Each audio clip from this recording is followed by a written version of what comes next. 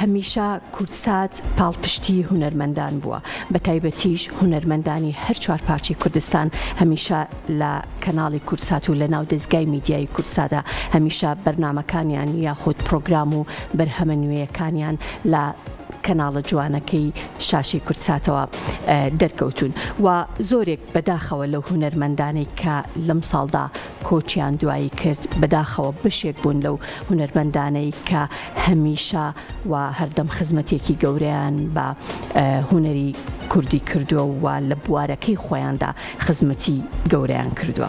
دیارە بێگومان یەکێک لە ناخۆشترین ئەو هەستانەی کە ئێمە هەمیشە نێگەینە نێو ستۆدیۆوە کە ئەوەیە هەواڵی مەرگی هونەرمەندێک لەلایەن ئێمەوە پێشکەش بە بینەران نەکرێوەکێکە لەو هەستە زۆر ناخۆشانە هیوای تەندروستی باش تەمەنی درێژ بۆ هەموو هونەرمەندان و نووسەران و ئەدیبان و سینەماکاران کێنە نێو کورسات مەگەزینەوە.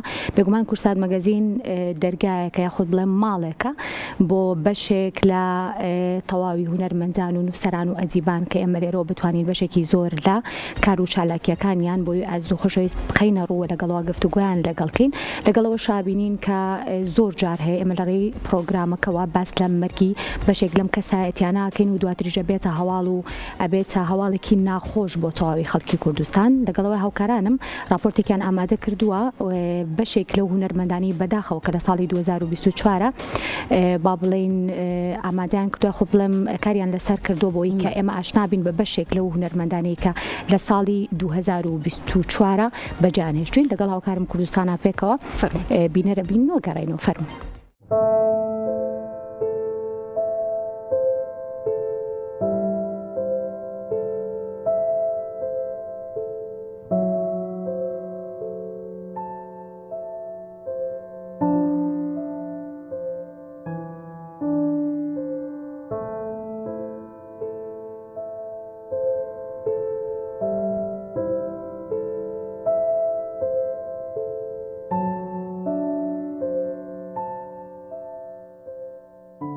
هونەری کوردی لە ماوەی ساڵانی ڕابردوودا کۆمەڵێکی زۆر هونەرمەندی بەتوانای بەرهەمێناوە لە تەواوی بوارە جیاوازەکاندا کە کارەکانیان کاریگەریکی بەردەوامی لەسەر جیانی هونەر و ڕۆشنبیری بەجێهێشتووە.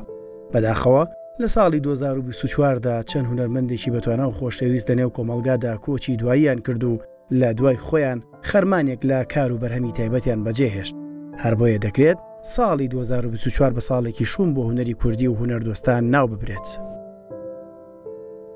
هونەرمەندانی کۆچکردوو هەریەکەیان لە بوارەکەی خۆیاندا خاوەنی چەندین ساڵ ئەزمون و کار و بەرهەمی ناوازن. لە سەرەتاکانی ساڵی 2024دا هونەر و ڕاگەاندن تووشی خەسارەتێکی گەورە بووەوە بە لە دەستدانی هونەرمەند و ڕاگەاندنکار حەمید سابیر بە ڕووداوی هاتوچۆ. هەر لە پاش کۆچە لە ناکاوەکەی حەمید سابیر دنیای میوزیک و هونەری میلی ڕەزا جوولەکانی گۆرانیبێژی لەدەستدا. هەر لە پاش مانگێک لە کۆچی هونەرمەند ڕەزا جوولەکانی لە پاش ماوەیەکی زۆر جەنگان لەگەڵ نەخۆشی هونەرمەند و پێشمەرگەی دێرین ئەحمەد دەروێشیش ماڵاوی لە دنیای هونەر کرد.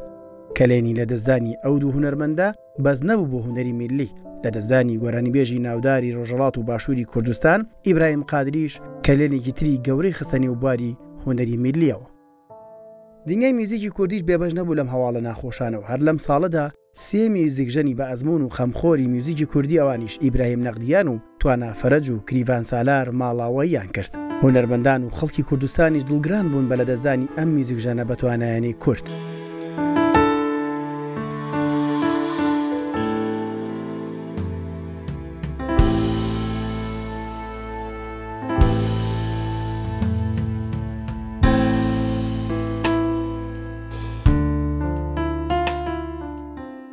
لە نێو دنیای شێوەکاریشدا یەکێک لە دیارترین هونەرمەندەکان ماڵاوەی لێکردین ئەوی ژونەرمەندی شێوەکار ناشاد بوو کە لە دوای خۆی سەدان تابلۆی جوان و سەرنجڕاکێشی بۆ بەجێهێشتین کە بەشی زۆری تابلۆکانی گزارش بوون لە نیشاندانی سروشتی جوانی کوردستان.